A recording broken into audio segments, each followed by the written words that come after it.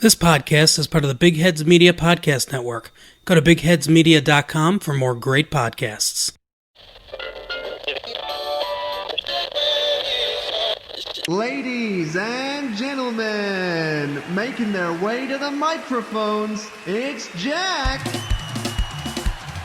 It's Kenny.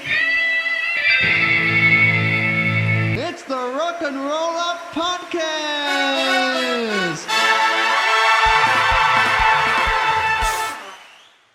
Hello, mates, and welcome to the first Rock and Roll Up podcast of 2021.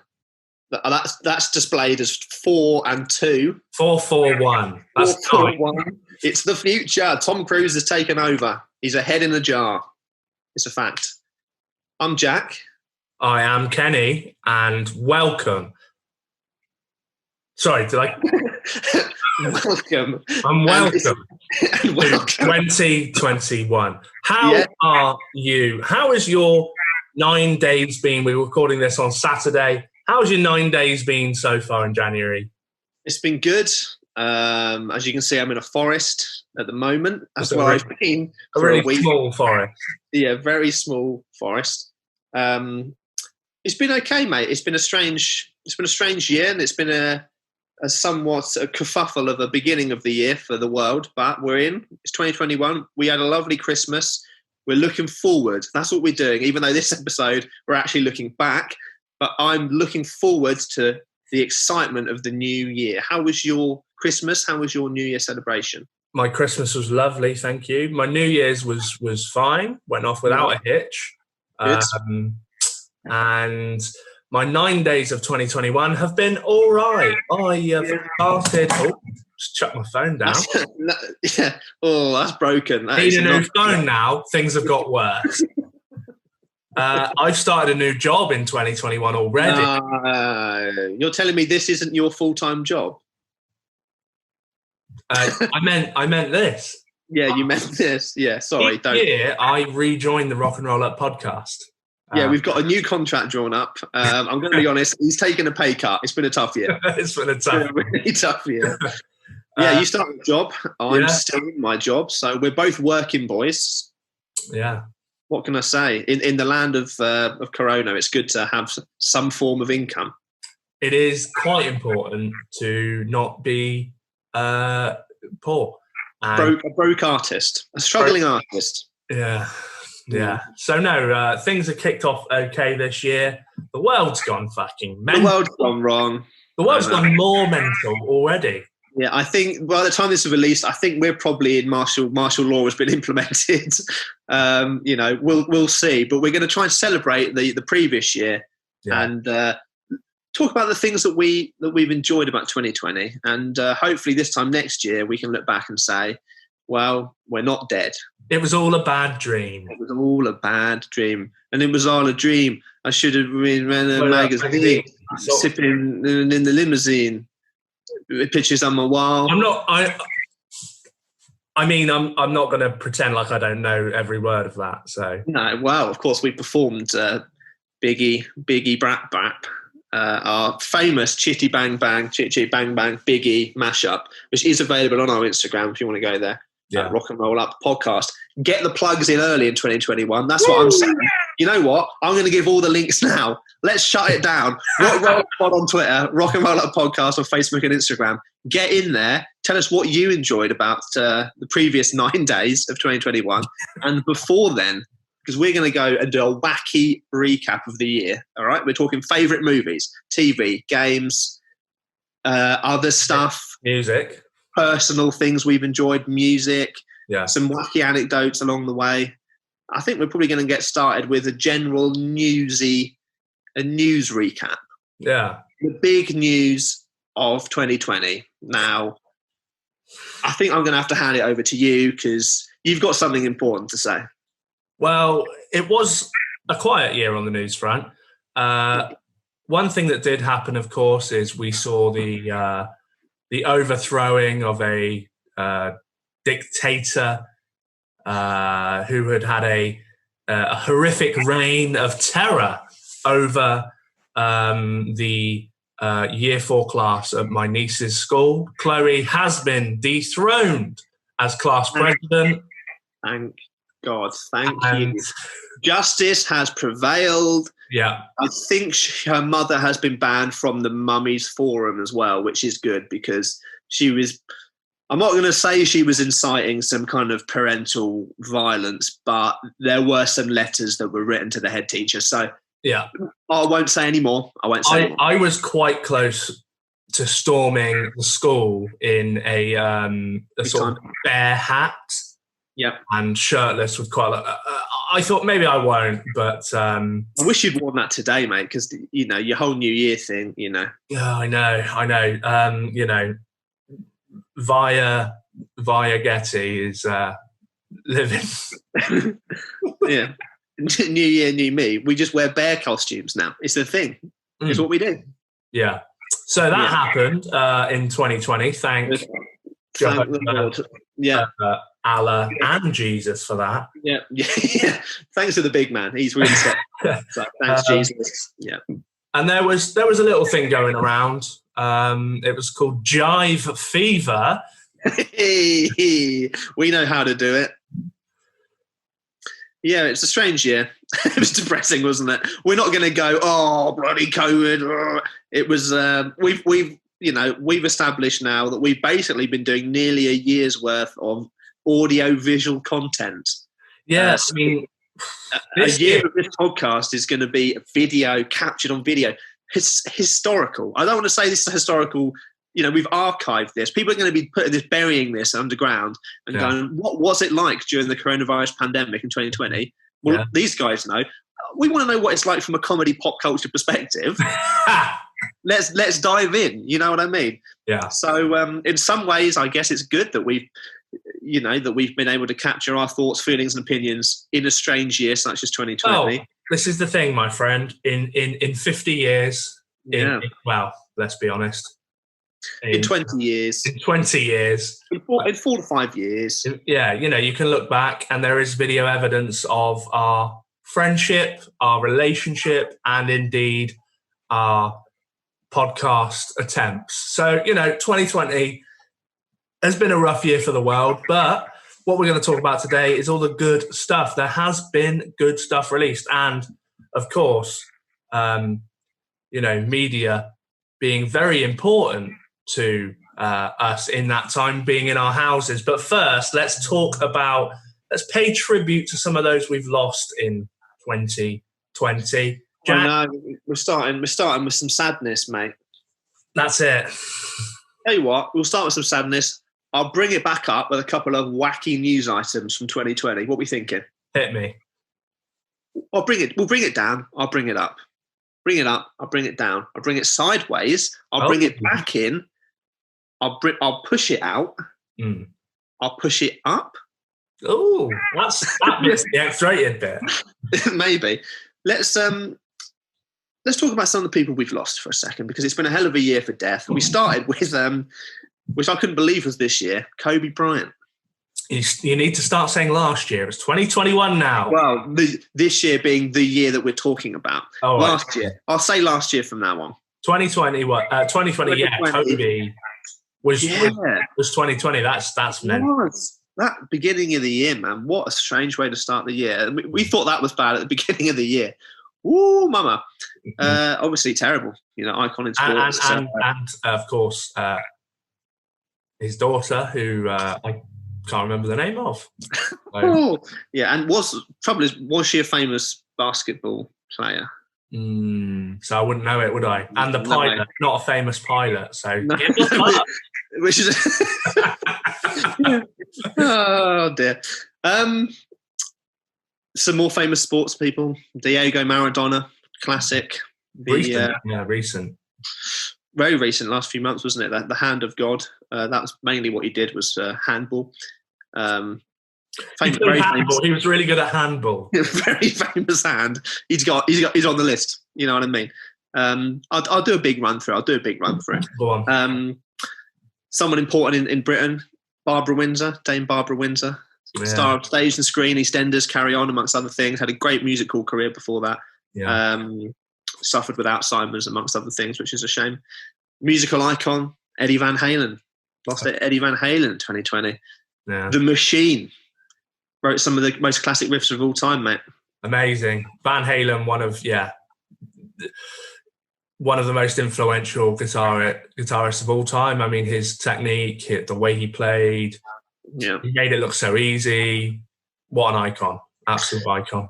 Icon. Not quite as good as Kenny. You've probably seen our Instagram recently, but he would have got there, but Eddie Van Halen is to society what I am to Eddie Van Halen. Brilliant. We lost Dave Prowse, the man who inhabited Darth Vader, amongst other. Not the voice, but the physical embodiment of the man.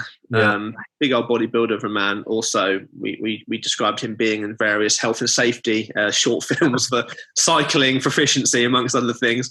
Good guy, Bristolian, icon of stage and screen. We've lost Sir Sean Connery this year. Yeah, that's a rough one. That's one of the best Bonds. Some people would say that the archetype, everyone's come after him trying to be Sean Connery, the epitome of coolness, suave, sophisticated, wife beater, all the things you want in a male role model. Yeah, I mean, him in that white suit in Casino Royale, the old one, just so iconic. Such a good looking guy. I mean, crikey. Probably not as good looking at the moment, but still or as good looking as me. I mean, I am too Sean Connery in terms of yeah. Who else we lost? We've lost Chadwick Boseman. I mean, the names just go and go, don't they? I know a man who arguably was only really at the beginning of what would have been a pretty good career, but promising actor, star of Black Panther, among other things.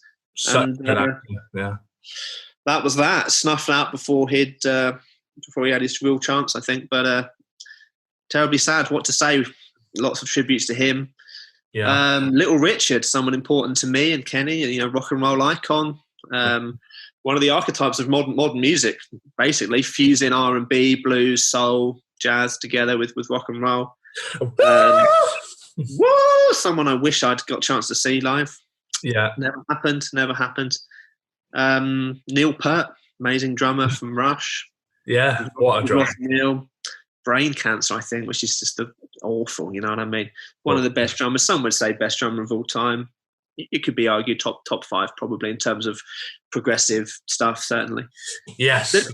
The names just keep on going, mate. I mean, it's just endless. You know what I mean? It's loads of British comedians like Des O'Connor, etc., Bobby Ball, Eddie Large from Little and Large, a lot of American stars. Sam Lloyd from Scrubs, he died last year.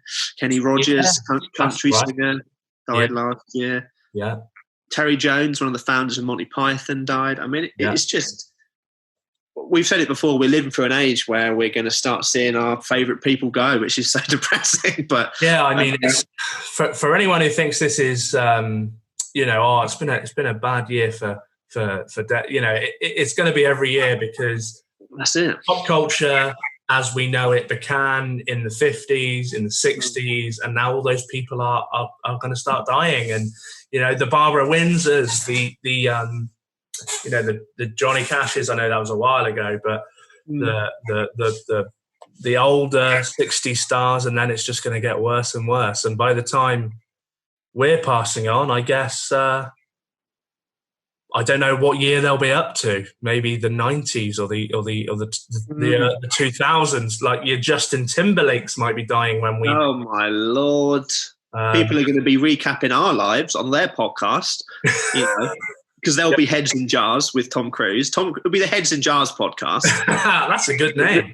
Let's beam straight into your brain, and they'll be going, "Oh, who died this year? Jack and Kenny. They died in the same year, holding hands, which is weird. They were holding hands.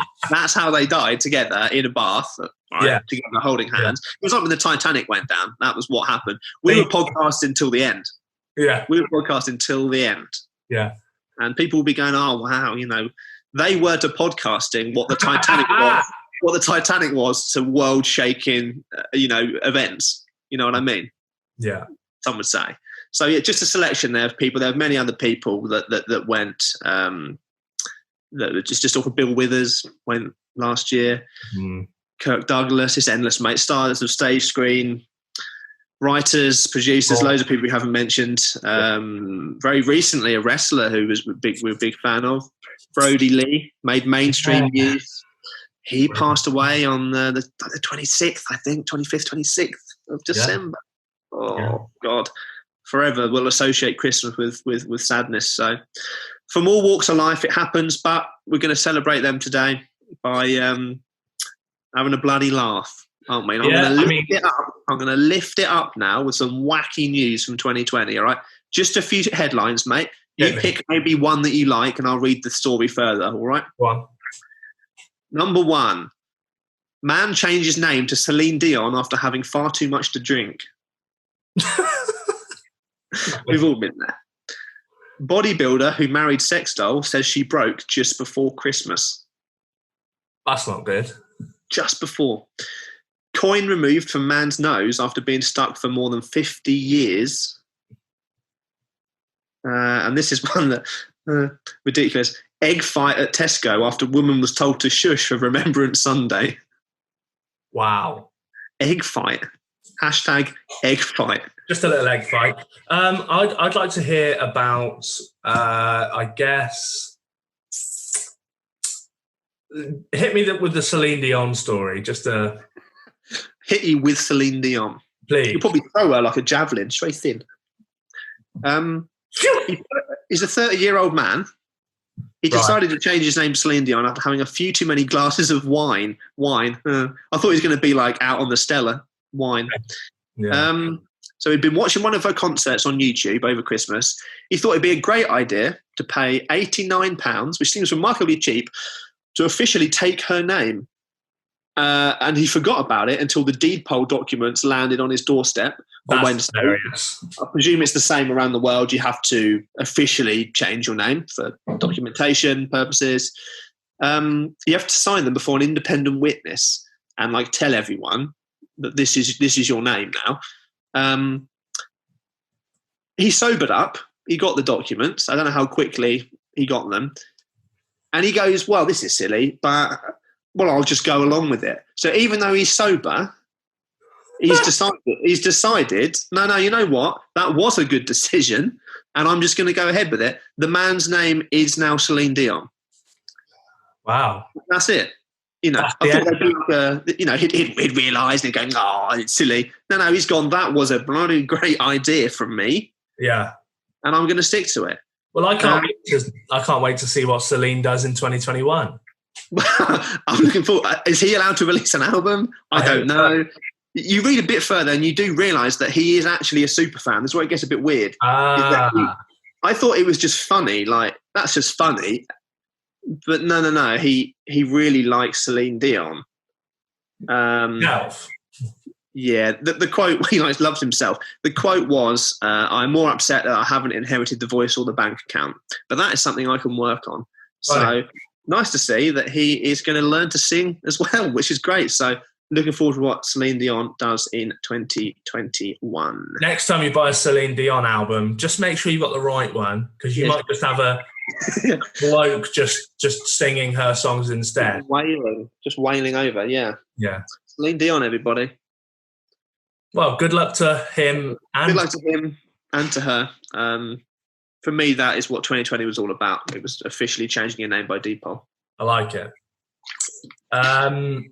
Let's talk about our first section, the best movies and worst. We have a couple of worst movies of 2020. Wow. So the year started off, one of the early big releases, Bad Boys 2, Bad Boys for Life, and then went on to pretty much the last releases of the year were Wonder Woman 1984 and Soul, which were released on Christmas Day via streaming platforms. And And in between, we had all sorts of stuff. I've got a little list. I've gone for a top 7, which Very specific. it's just basically the 7 films I liked this year, because there were not a great amount of films in which I enjoyed this year. I thought it was a year of quite a lot of disappointments. How do you want to do this? Hit me with something you enjoyed. Do you want to do one for one? One for one. Yeah. I've got 5. You've got 7, so you can round off with a couple. Well, obviously, Cuties probably both our favourite movie of the year. We love the kids on Netflix. Is that not what you were going to say? QT. Cuties. That's just me. That's just me and you. That's just Cuties. me. It's spelt Q and then T's. Right. Yeah, like plain white QTs. Like plain white QTs, because there's nothing we like more than the streaming service, glamorizing child abuse and sexualizing children. Oh, yes, it's that one. Right. Yes, that one. Yeah. Yes. So I'm doing satire. I don't really like it. Don't really like it. Right. We don't like it. We don't like it. Talking of which, Bad Boys for Life, that was shit. That was rubbish. Talking of glamorizing abuse, Bad Boys for Life. Birds of Prey, that was shit. I'll go Robbie. At her worst. Bloodshot, that was shit. You know what we've done? We've started off telling people what we don't like. How's this happened? I'm going to go, okay, my 7. We'll start properly. What have you enjoyed properly? Invisible Man, number 7. Quite nice. Good. Didn't love it, but was worth a watch. I tried to find it. Couldn't find it. I couldn't find it because it was invisible. Again, I'm doing satire. I've done the bit about cuties. Now I'm doing satire on what Kenny said. Carry on. Underwater, which was all right, has a very cool twist. I tried to watch that, but I couldn't because it was underwater. So I couldn't. It was broken because it was the TV was underwater. Invisible Man Underwater. That's the sequel. It's the sequel. Damn it. If you like Cthulhu, watch that. I do. Fine. I've got a top 5 now. What did you enjoy? Let's be very serious now. I enjoyed a film called Queen and Slim. Couple's first date takes an unexpected turn when a police officer pulls them over. Daniel Kaluuya, one of our favourite actors, really good. Yeah, remarkable. Jodie Turner-Smith, really good in it. A captivating performance, I would say. Shot well, nice indie spirit, bit dreamy. Touches on politics, racial tension. Obviously, it's been a big part of 2020. Doesn't force the message though, which is good. Doesn't become kind of in your face propaganda. Really interesting movie. Yeah, I haven't seen that, but it was on my list when it came out, and then seemingly I've forgotten about it. I will check that out. It did look good. Yeah. I think it's interesting. Haven't seen a movie like it, so nice. Like that one. The Gentleman, I thought was around about my 5th favourite of the year. Really good. Not incredible. Some poor performances, especially from Charlie Hunnam. Is it from Hunnam? Yeah, I thought was really, really poor. Actually, in fact, he's poor in everything because he can't act.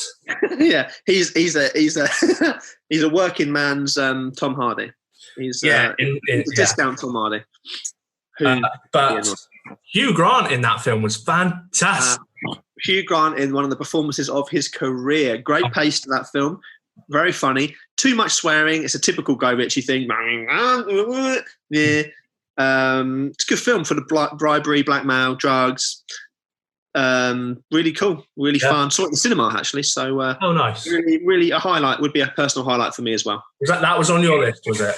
It was on my list, yeah. All right, go on then. What else have you got? Anything? Go on, man, if you think you're hard enough. Well, a movie that was released in the early, it was 1917. People think this was actually released in previous year. It was not. It was released in 2020. Even though it was eligible for the awards before. I know. That's put my whole list to shit. I love that. I know. People know what it's about. You know, two soldiers who are assigned to race against time to deliver a message. Cinematography out of this world. You know, I did put a review up that is currently pinned to our page on Instagram. I said it was like it conveyed the claustrophobic chaos of war. Thought the music was excellent. Thomas Newman, big fan of his scores.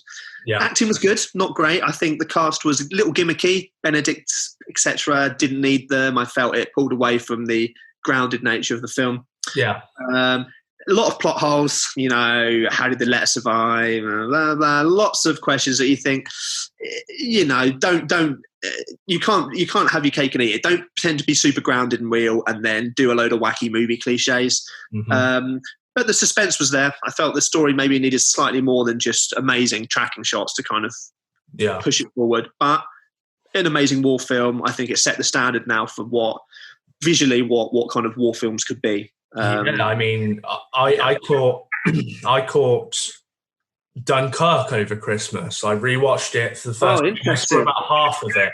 Yeah. For Christmas, it was on BBC One, and I loved it when it came out. And 1917 visually really blows it out the water. Yeah. Yeah. I really like 1917. It would definitely be on my top 7 list. Yeah. Had I realised, looking when it was out, it was premiered in the 4th of December, but its UK release was the 10th of January. Yeah. Well, there you go. Yeah. It would definitely be in my top 7 list. It would probably be around 2nd. Oh, wow. Yeah. I really liked it.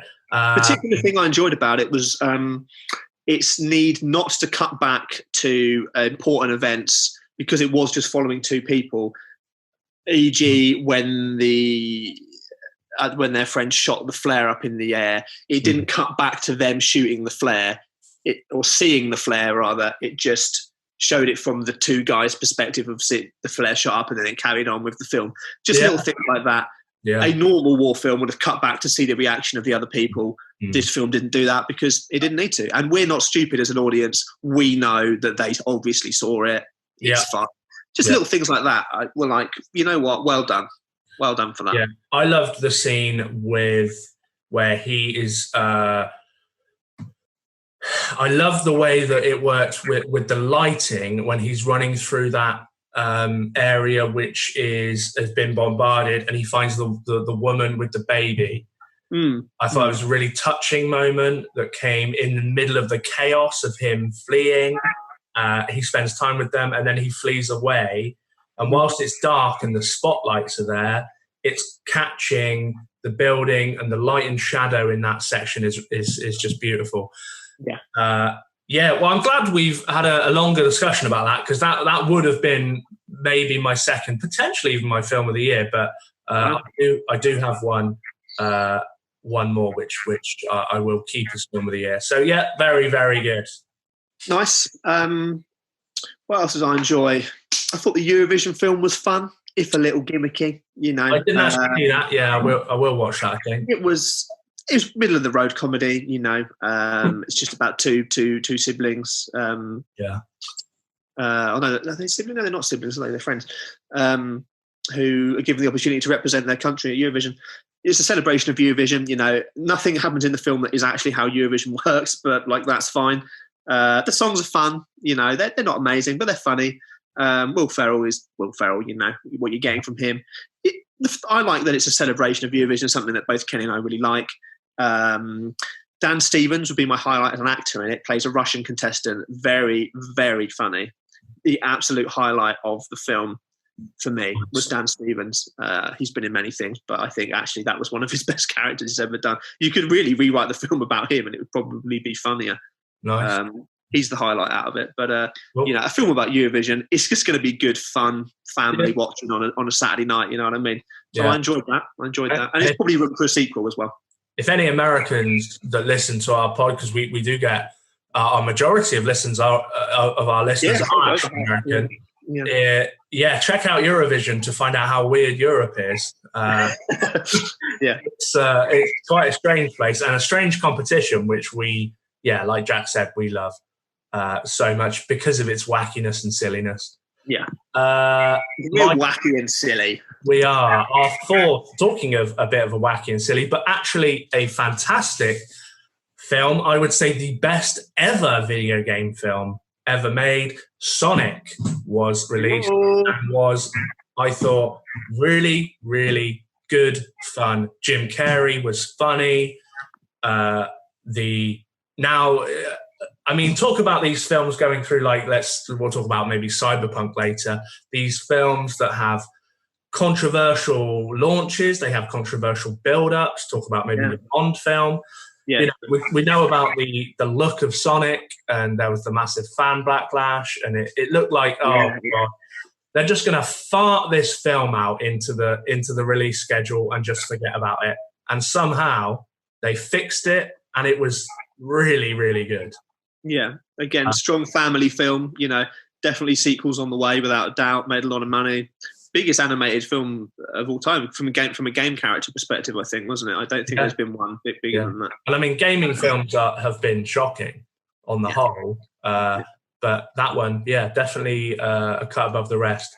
My third favorite film of the year was Color Out of Space, which is Nicolas Cage at his most crazy, brilliant, playing.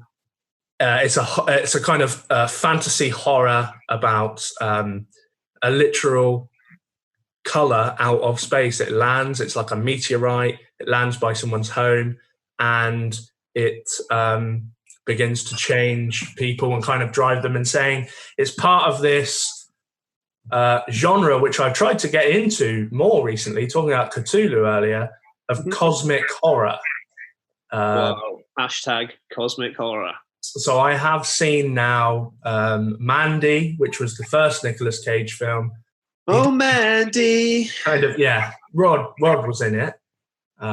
Wait, is Rod dead? Probably. He's going to die this year, if not, isn't he? Let's be honest. This kind of cosmic horror from H.P. Lovecraft, this kind of idea of humanity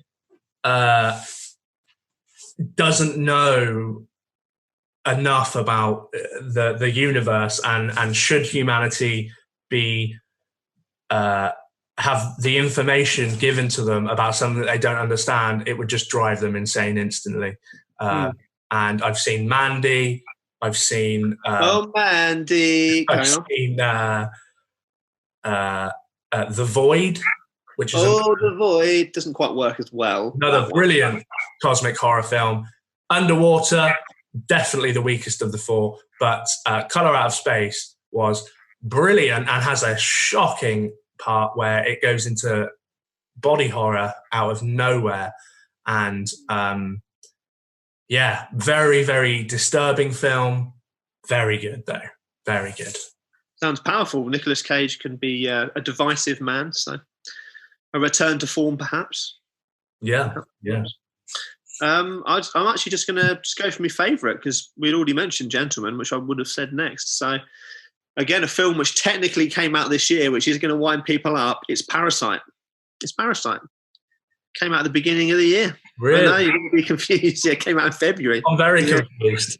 Because the date, festival film days, and for it to be submitted for awards is like 4 or 5 months before it goes into the theatres over here. So I know it's cheating, but again, review pinned to our page. Not a perfect film, but it's as close to, probably. It's about class discrimination. Obviously, it threatens a relationship between a family and two families, basically. They go and work for another family. And it sprawls out from there. The action's amazing. I felt that even though it was a foreign language film, didn't impact the narrative at all. I could tell exactly what everyone was doing, even without subtitles, which was a miracle. Music, great. Cinematography, shot really well. lot of tension, a lot of symbolism, little on the nose. We both discussed that before. You know, the lower class, the upper class. You know, it could have perhaps been dialed back a little bit. I think probably because it was a foreign language film, they were overtly visual in representing the kind of greed of the upper class and things. Big tonal shift at the end for me. Knocked it down a peg. I felt it was a little rushed. I get why it happened. I don't want to spoil it. Nobody's seen it, but it changes a little bit at the end. And whilst it was cool in a way, I felt like, this is sort of a bit of a different movie now, which knocked it down slightly for me. Yeah. But I didn't want to put this as number one. I didn't want it. It's too obvious. But then I was looking back through and I was like, but I just can't find a movie that did everything that this movie did as well as it did it. Nice. So that would be my number one. Parasite for Jack. Yeah, I mean, again, I hadn't quite clicked, but it was released in 2020. It would be on my what is now top 9, considering 1917. I would put it somewhere around maybe third. Maybe I'd probably put my number one and maybe 1917 above it. I liked it a lot as well, though. It was really, really good. My number one, up until literally a few days ago when I finally caught this film from 2020. But my number two is Bill and Ted 3. I'm a massive Keanu Reeves fan. I'm a massive Bill and Ted fan. For me, it was the perfect just silliness to break away from 2020. We're both massive music nerds. We're massive instrument nerds and into bands and things. It was so much fun. It was fan service, but there was a story that was worth telling. And they somehow managed to do a sequel 30 years later, which was not only not terrible, which would be an achievement in itself, it was actually worthwhile adding to the canon. And that now is a trilogy which people can watch. It was absolutely fantastic. I was blown away by how fun it was and how they managed to do it after 30 years. Everybody knows that Keanu Reeves, the greatest actor of his generation. We've established that on the pod. Best movies of the 80s, 90s, and the 2000s, all Keanu Reeves. Best man of the last 50 years, Keanu Reeves. I think he can probably stop Corona. I'm pretty sure he's got that in him. Yeah, I mean, anyone that ages, and I love him. Anyone who listens regularly will know that I am in love with Keanu Reeves. And Point Break is one of my favourite ever films. Yep. And I love Speed. I love Keanu Reeves. What can I say? He loves Speed, Coke. Kenny loves Speed, Coke, heroin, and just eating mushrooms from the forest. Yeah, and we'll talk about Cyberpunk later, which obviously has Keanu Reeves in it as well. And he's the best guy in gaming. You know, yeah, Keanu. So, Bill and Ted 3 was my number one, given the fact that I had forgotten Parasite and 1917 were out.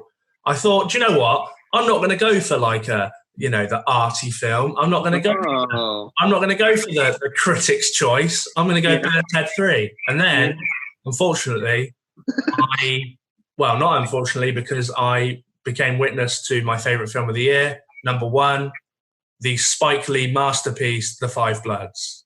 Nice. Chadwick Boseman in his final performance to be released whilst he was alive. There is one other film to come out, I think, which is a posthumous release. It may have already been released. He didn't do that much work. Sometimes you get people that die and they have kind of 3 or 4 posthumous releases. I'm thinking maybe Philip Seymour Hoffman had, I think, 2 or 3, another of my favourite actors. The Five Bloods, I am not a huge Chadwick Boseman fan. I liked Black Panther, but I am a huge Spike Lee fan. Black Klansman was probably, I think, my film of a few years ago. Do the Right Thing, one of my favourite ever films, which is Spike Lee's first film. Five Bloods, very simple idea. It was a Netflix film. 4 Vietnam vets that are African American go back to Vietnam to find the remains of their dead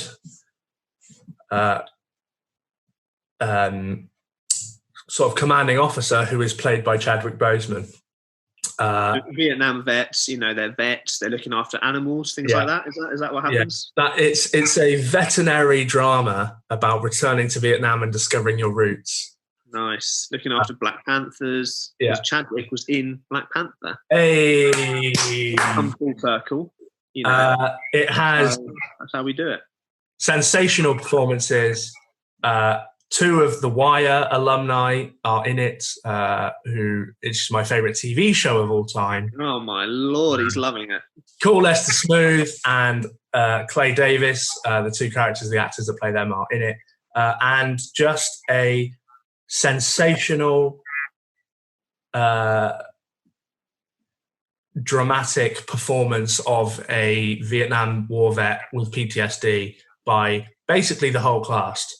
I don't think I could recommend the film highly enough. It was sensational. It's quite political about American politics now.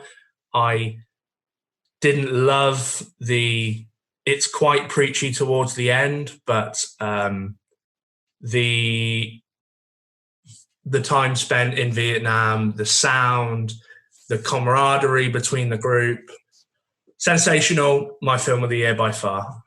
Wow. In depth. Wow.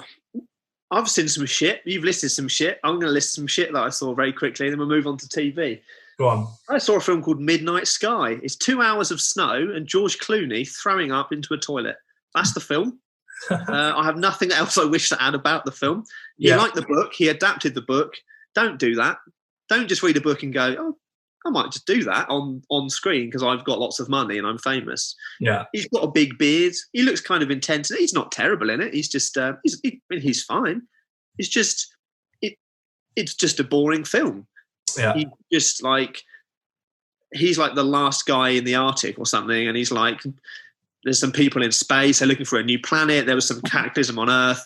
Earth is inhospitable. You can't stay there. Inhabitable. Done. Nothing on Earth. He's there in the icy ice, thinks he's alone. He's not alone. There's a kid there with him. He doesn't realise. Suddenly, oh my God, what's the kid doing here? They develop a bond. Other stuff happens. There's people in space talking to him. Nah, boring. Next. Yeah. The Vast of Night, a movie that got big praise. Amazon original, I think. Amazon only. Anyway, they picked it up from a festival, I think. It's about a strange signal picked up by a small town, like a US radio station, very UFO-y. I thought, this is going to be amazing. This is going to be like Twilight Zone, really throwback shot in a really interesting way. It's just like tracking shots and like 1,000-mile-an-hour dialogue. And again, that's the film. Nice. It starts so promising, but then it really strays into being slow and amateurish kind of stylistically. Like there's like cutaways as if you're like watching it on an old TV, but like... Don't do that. Why have you done that? It doesn't. So now, is that what's happening? Are we meant to be watching it? Silly things like that just really cuts the tension in half, and it's got a stupid ending. That you know what? I like a pretty solid ending. Really, it doesn't have that. Jingle Jangle. I reviewed that on our Instagram. Yeah.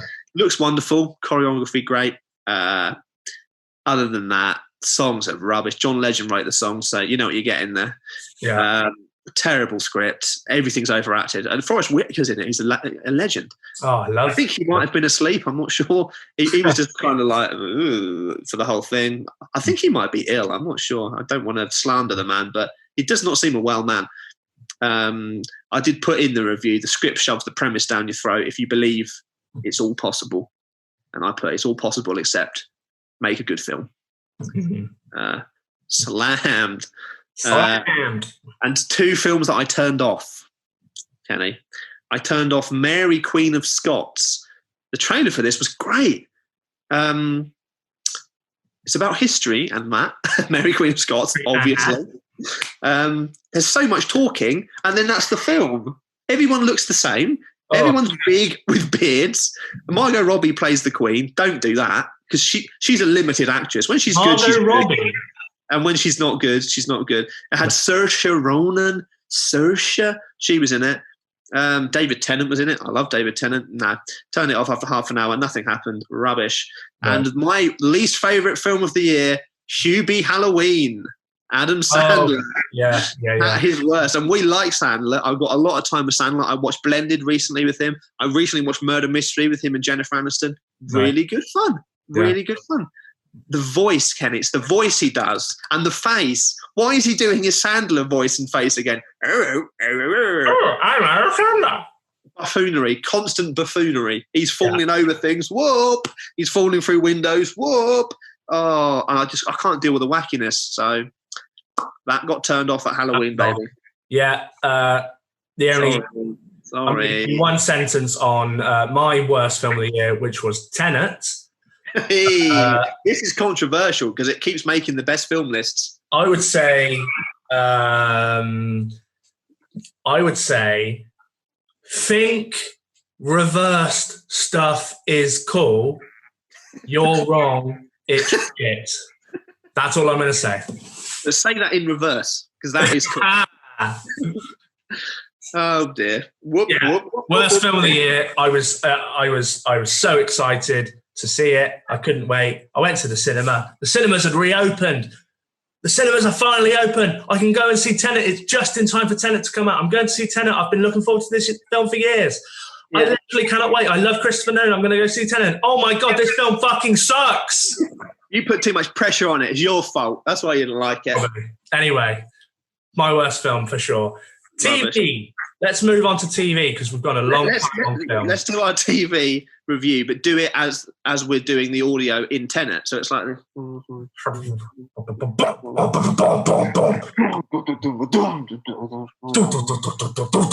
Yeah. Absolutely pointless. TV's a little shorter. You haven't got too much TV. Maybe shall I list a couple? We'll do couple for couple. Go on. Couple for a couple, because we're a couple. We're not a couple. We're a couple of legends. Couple. Really enjoyed the trip to Greece, the fourth series of the trip now. Yeah. You know the deal. Bryden and Coogan travel around the globe, eating food, being silly. They travel from Troy to, however you pronounce it, Ithaca. They follow in the footsteps of Odysseus. Not quite as funny as the other series. Still a lot of improv, still a lot of impressions. I'd say getting a little samey, the format, in terms of impressions, kind of the style. Actually felt a little bit more serious towards the end of it. Actually, the last episode was incredibly serious. Right. You know, which is, I can see they're kind of trying, they weave a narrative throughout all of the seasons, but it's the weakest of the seasons. Still enjoyable, but I can feel that it's probably coming to an end at some point because it feels like they're stretched a little thin, perhaps. Yeah. Really enjoyed Des on ITV. It's about the Scottish serial killer Dennis Nilsen. He was arrested and was very forthcoming with information about exactly what he did and why he did it and when he did it. True story. Really well acted. David Tennant, personal favourite actor, wonderful guy, lovely guy, great actor, been in lots of amazing things. Complete tour de force in this. Lots of really good British actors you'll recognise in the show as well. I'm well into like serial killer stuff at the moment. I don't know why, but I've watched quite a lot of documentaries on like Ted Bundy and like stuff like that, Amanda Bynes. And I think this might have been the linchpin, actually. This might have tipped me into being more interested in that because I was very captivated with his performance, and which was strikingly similar to the real guy.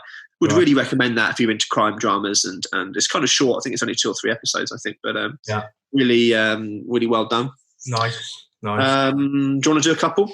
I think keep going until you're number one, and then leave your number one. Keep going. Yes, Mark. Norseman Series 3. Again, watched 3 series of that. Mentioned it for about the last year, realistically.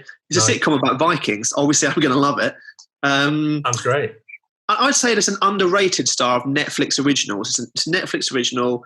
They did it all in one language, did it all again in English. So the beats are different. You know, it feels unusual pace. It's Scandinavian comedy, so you have to find your way around it. tonally for the first or second episode.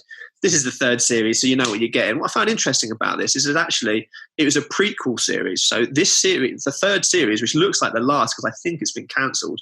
I know there's a big petition to get it to continue because I don't know. It hasn't been cancelled for lack of people watching it. It's just like, was Coles during Corona? Same old shit that we've heard 1,000 times. Netflix cancels. They pick up a 2 or 3 and they just cancel it. So much of their stuff they cancel. This was a prequel series. It actually went back before the events of the first series, which really contextualised them. I wouldn't say, watch this series first, because it relies on you having known the characters, knowing what they're going to do, if that makes sense. There's a whole lot of exposition of, let's hope this doesn't happen, and obviously it does. Yeah. Really, really funny, man. Really funny. I really think it's a good show. I'd recommend it. It looks beautiful, shot, ultra crisp, you know what I mean? It's strange to end on a prequel series, but gave it a sense of there could be more. So come on, Netflix. And that will be it until my favourites. So the floor is yours. I'm going to bash through mine. So number 10 for me, Staged. David Tennant, Michael Sheen. Exceptional. David Tennant again. Very similar to The Trip, but kind of in lockdown. Narcos, New Mexico Season 2. Very, very good. We've established Kenny loves drugs, he loves speed, he loves coke, so he's going to love Narcos. Expansion of the Narcos universe further in Season 2, very good. Netflix. Number 8 is Castlevania Season 3. Didn't really love the first 2 seasons, liked them. Season 3 really stepped it up. Beautiful animation, but very, very good nevertheless. Number 7, Afterlife Season 2, Ricky Gervais returns with his heartbreaking, darkly funny comedy about a man whose wife has died of cancer. Really good. Made me cry again, just like the first season. Really good stuff. Number 6 is, and this is where we're getting into the good stuff now. I would say 7 to 10, really good. I think you're going to say my favourite at some point, which is fine. I am going to, and I'm going to skip it because I can guess what your favourite is.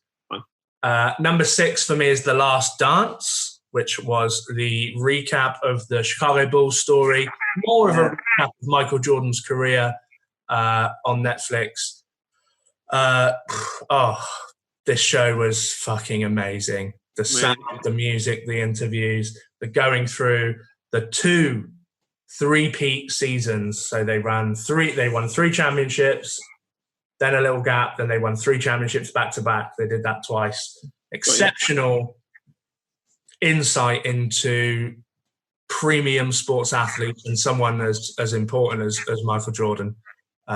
Amazing. Of course, we are to podcasts what Michael Jordan is premium athletes. I couldn't say it because I was so good at podcasting, I couldn't actually say the word. Very true. Yeah.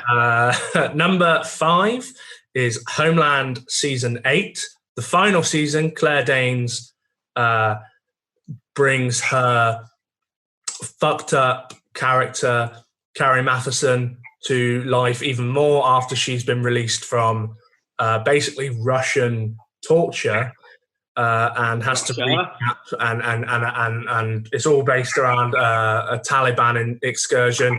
There's fucking the US president dies, the Afghani president dies, everything happens. It's amazing. What a way to finish Homeland after 8 seasons. A thoroughly unappreciated TV show. Lots of people saying it's the first kind of post 9/11 TV show, the real to kind of get into the politics of the Middle East and things. Number 4, I'm going to leave because I know for a certain that's going to be Jack's favourite. Number 3, Mandalorian Season 2, which was better than the first series. It was the ending. I can't even express how good the ending of Mandalorian Season 2 was. It was so fun. Pascal, can't remember his surname, is sensational as Mandalorian. Very good. My number 2 is... You don't think it's a bit fan servicey? Oh, the ending? Is it? It is quite fan servicey, but it makes sense within the canon. It was a lot of fun, and I think the way that I view The Mandalorian is, thank God Star Wars can be good, because It can be fun. Yeah, just make it fun. Yeah. It can be enjoyable, because for so many years under Disney, Star Wars has just been a preachy, woke mess of crap at the end of the day. You know, I have enjoyed some of the films they've made under the Disney banner, but on the whole, it's been a shocking mix of politics and wokeness and crap. My number 2 is Better Call Saul Season 5, the penultimate series of Better Call Saul. 5? Wow, they've churned through them, haven't they? Really have, and somehow made a supporting character in Breaking Bad into a show rivaling Breaking Bad for quality. Is it an equal? Would you say that? I'd say sort of maybe just below, but really, Better Call Saul is amazing. Those are my 10, with 4 missing. I'll let you talk about your favourite show, which will be my 4th favourite show, and it's so good. Yes, well, I hope we have the same. If we don't, that would be strange. But I would say my favourite of the year would be What We Do in the Shadows, Season 2. We are bang on. It's a look into the daily or nightly lives of 3 vampires who've lived together for many years on Staten Island. Second season, obviously based on the movie. We spoke about that before, Taika Waititi and Jermaine Clement. It's just funny, man. You know, it's funny. I'd say the first few weren't quite as funny as the first series, but once it warms up, it is bang for buck, laughs. It warms up. It's great. There's a lot more gore, especially in the finale, which is just epic. Really sets up some interesting stuff in terms of cliffhangers and where to go. Great character development. So quotable. I love a comedy that's quotable. I want to get all the T-shirts. There's loads of merch. Yeah. If you haven't seen it by now, it was on BBC amongst other streaming services. It's just funny, man. It's got that kind of Kiwi awkwardness to it, sense of humour, but it's a little bit more Americanized as well. Great cast. We love Matt Berry, amongst others. You know, just everyone's so good with their voice and making things that shouldn't be funny. Everyone's an individual. It has that real old school sitcom feel in parts, and then does something completely different and contemporary alongside it.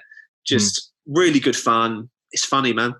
It's funny, and I wanted to laugh in 2020. And if you haven't seen it and you want something to cheer you up, season 1's great, season 2's great, and definitely another season confirmed. I mean, I want it to run and run. I would imagine it's probably a 3 and done, possibly. I'm not sure. I'd love a movie with the cast at the moment. Yeah, a movie would be amazing, man, because I think that could rival the first, certainly. I actually prefer the TV to the movie. The movie gets the scene nicely, but I prefer the show.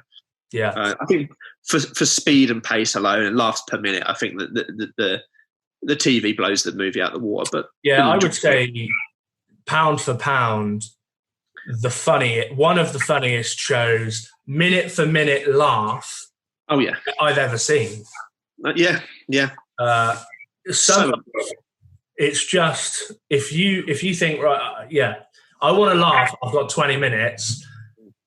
There's not many shows that will make you laugh as much as this one as regularly. And Absolutely. Some of the laughs are real belly laughs, and you'll laugh about it the next day as well. Yeah. Sensational film. My favourite comedy of the year by far. Yes, amazing. So funny. Any more? That's it. That's my favourite, mate. Nice. I've got my favourite, and it didn't make me laugh. It made you cry? It made me cry. It did make me cry. It's Dark, Season 3. The end of the... I don't even know how to describe this show. The time-bending, multiple... layered in terms of... I think it's... How many timelines are there? 4 or 5 timelines which all interweave. And then this year they bring in the concept of the multiverse and the idea of, so you're talking, I mean, it's a tough show to watch. It sounds complex. You have to watch kind of the show and then the recap on YouTube of all the bits you've missed. Set in Germany, set around a kind of nuclear sort of apocalypse, which is trying to be averted via time travel, essentially. The third season being the final, so it is an open and closed book, Dark now. They have finished it. They finished the story, and it's my favorite show. It's I think my third, maybe even second favorite show of all time. Wow, big words. Big words. It's the best acting, some of the best acting I've ever seen, some of the best payoffs I've ever seen. I've never watched a show where you watch 3 seasons, you go into the finale, you go into the final episode with so many questions, and yet somehow, after that hour of television, all of the questions have been answered. That sounds like my street, mate. Just solid storytelling.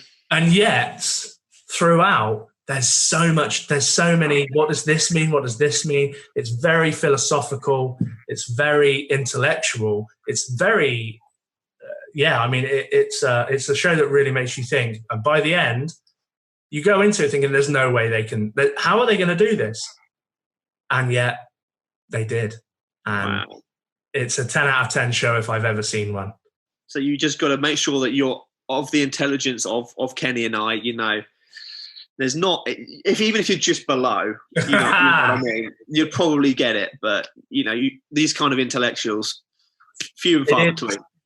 It's funny because your favourite film was a foreign language film with subtitles, and my favourite TV show, one of my favourites ever, is a German language TV show. You know what I mean? Subtitles, no, I'm just saying, you know what I mean? Big time. So, big time. Yeah. That is my favourite TV show. There you go. Wow. My worst TV shows is a short list. Talking of murderers, The Ripper, Netflix documentary about Yorkshire Ripper. It was number 1 like last week or whatever. Really interesting. And then it ends with no questions answered. Nothing about motivation, nothing about multiple holes left in the case that were left unanswered. I understand Netflix, etc., aren't detectives. I do have some qualms with the way they present some of their documentaries. This idea that Netflix documentaries are the best is just completely unfounded and untrue. It's very sensationalist. And there's just so many questions left unanswered, glaring questions like, there was 2 blood types found here. What does that mean? And they're like, don't matter. Just think, if you've got a little bit of knowledge about the case, I think you'll be like, yeah, it was okay, but I felt like it skirted over the top of a lot of things, which was a shame. I really didn't enjoy the Great British Bake Off, which sounds really wanky and stupid, but I don't watch it every year, but I find it quite relaxing. Danielle, my partner, she's a baker, so it goes on. It's good fun. Sandy Toksvig and Noel Fielding were a great little comedy pairing when they were together. She left. Matt Lucas replaced her. I thought, Lucas and Fielding, wow, that should be like surreal. They're just not very funny together. And that's really shocking to me. They seem to be really happy about it. I know it's not a comedy show, but, they're hosting and they do the links. And I was like, I expected so much from these guys. And it was like, nothing really, no one's laughing. Like, it didn't really fit. And I felt the quality of the bakers themselves, not that I'm any good, but they were really bad. Like what was expected this year was like, that's okay. It's 2020. It's fine. Like, I don't know. It just felt like a bit lazy. I don't know. It felt a bit lazy. My worst show of the year, Truth Seekers. The Simon Pegg and Nick Frost vehicle on Amazon that I've been begging for years. Kenny. No! I love Shaun of the Dead. I really like Hot Fuzz. World's End was fine. I like Spaced a lot. I like all the other things they've been in. Paul was good. Paul was great, but arguably better than World's End. Yeah, it was, I think, yeah. Amongst many other things they've done. Nick Frost did his like weird Cuban Fury or something film it was called about him dancing. That wasn't so good. Peg's gone on to do everything under the sun, from Star Trek to Mission Impossible. None of those are good. Yeah. And I thought that they're coming back together. They're ghost hunters. That's hilarious. That will be funny. Yeah. It isn't. It's not funny at all. Oh, no. It's badly acted by Nick Frost, who cannot carry a series on his own. No. There's so many tonal shifts. It's shot with like a shitty fisheye lens. The whole show is shot like that. Like, which like gives you a headache because I'm like, I can't see anything. What's going on? It's like there's things coming in and out. They're trying to kind of set things up that are going to be paid off. It never really happened. What are you doing to your Talking camera? of bad camera work, I've just noticed my camera. Look how slanted it is. I don't know if It's gone wonky. That's a Dutch tilt right there, sir. that is a Dutch tilt. Yeah, there we go. That's better. It was. Yeah, Truth Seekers is to sitcoms what Kenny's camera is to great audio-visual content. I like it. I like it. It's just doing it again, isn't it? It's okay. It's part of the fun. It's part of the fun. It's just, you know what? Take your time, mate. Do some DIY. You carry on. I'm just going to take my camera straight. I don't really have anything to add other than it's just not very funny and it's not very quotable. And it's just, I really had expectations for it. Peg is not a lead character in any sense. It's Nick Frost and another guy. And then Peg is like his boss. And sometimes they're in scenes together wearing a bad wig. It's not funny. Yeah. Just put Simon Pegg and Nick Frost as the lead. Why on earth would you ruin that dynamic? I just don't understand. By all accounts, they're not really as close as they were. And I think they like self-produce this. It feels amateurish, man. Like, it feels really amateurish. And I think maybe they're not like mates or something. I don't know. It just seemed very much like, oh, we'll do a show together, but we won't actually be in it together, really. I don't know. Just really disappointed. And I just really disappointed. I watched 4 or 5 of them and I was like, nothing's happened yet. So I gave up. Like, maybe you should give up trying to make your camera straight. That was my worst show. Oh, he's gone completely.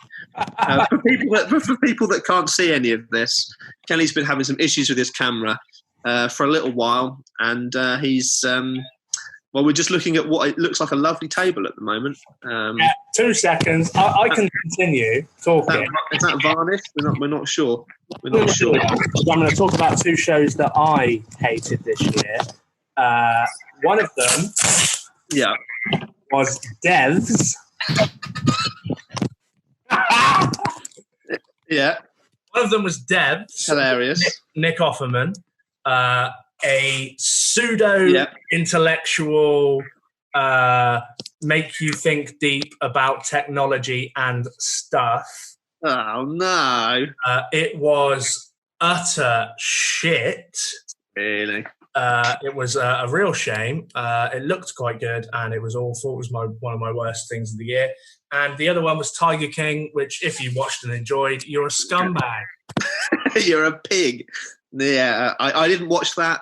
I tend to avoid things that have massive fanfare around them. Not in a hipster way, but in a, let's just see when the dust settles. Let's just see. And the dust settled, and everyone went, yeah, that was terrible. Why have we watched that? So I chose not to watch it.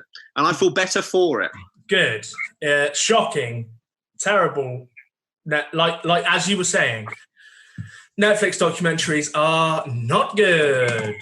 And that was one of them. Perhaps my most disappointing show of the year, and I don't know why I feel so disappointed about this, because I thought I enjoyed it at the time, but I do think it was disappointing, was the 3rd series of This Country, which was funny, but not that funny. It definitely wasn't as good as the rest, and is now ended, and it just didn't.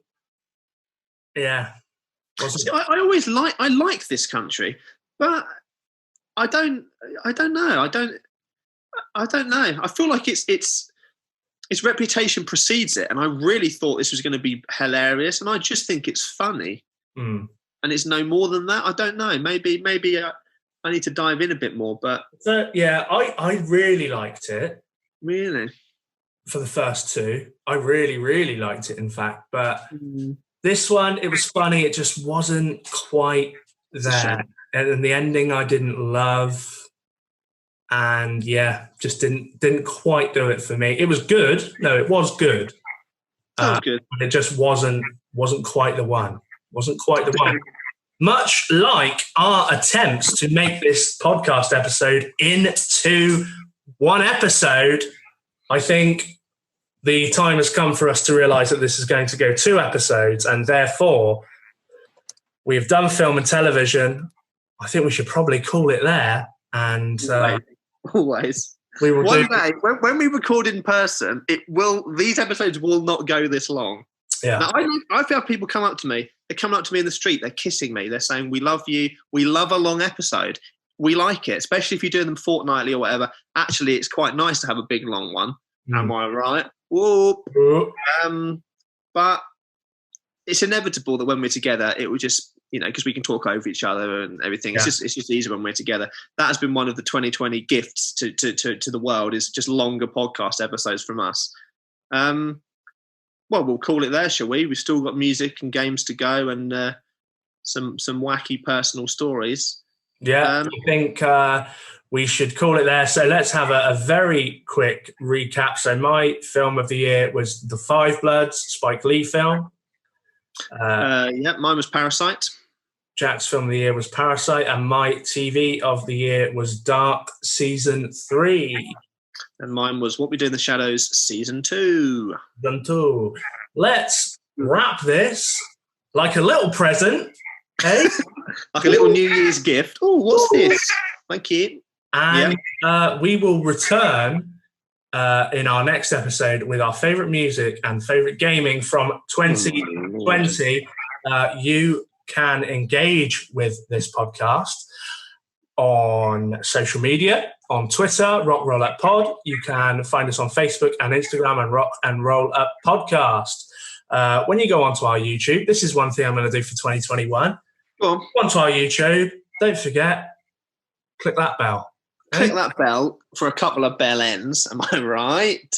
Click subscribe, share, all the stuff that you know what to do. While big tech is censoring everyone creating individual independent content, we're going to persevere and struggle through the worst time to be a content creator, and we're just going to do it. We're going to do it, and you know what? We're going to win. That's right. I'm going to war. I'm storming YouTube HQ.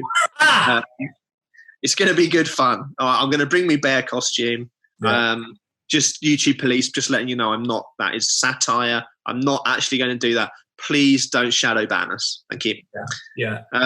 You can listen to our podcast in the same places you've always been able to listen to them. We might have a website at some time this year, but for now it's Spotify, iTunes, YouTube, Stitcher, SoundCloud, Apple Podcasts is iTunes. I've already said that. Stitcher I've already said. SoundCloud I've already said. Spotify I've already said. And YouTube I've already said. And in love with you I am. So goodbye. Should old acquaintance be forgot and never brought to mind? Do you actually know the word? How weird is that? Sorry, this is my favourite song. I can't believe you said that. See you soon, everyone. Peace out. Big time. Happy New Year.